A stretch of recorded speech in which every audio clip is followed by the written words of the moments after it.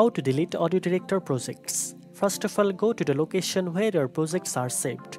By default, most AudioDirector projects are stored in the Documents folder under the CyberLink directory unless you select a custom location when saving.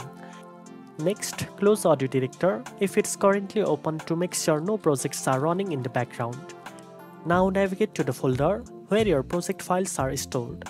AudioDirector projects are usually saved with .ads extension along with the media folder that contains your imported files and edits.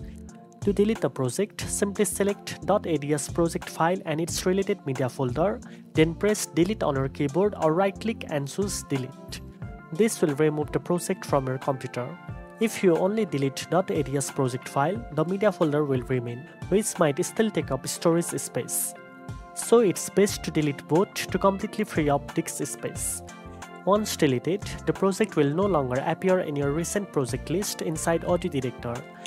Now you know how to delete AudioDirector projects. If you found this video helpful, don't forget to like, share and subscribe for more editing tips. Thanks for watching and I'll see you in the next one.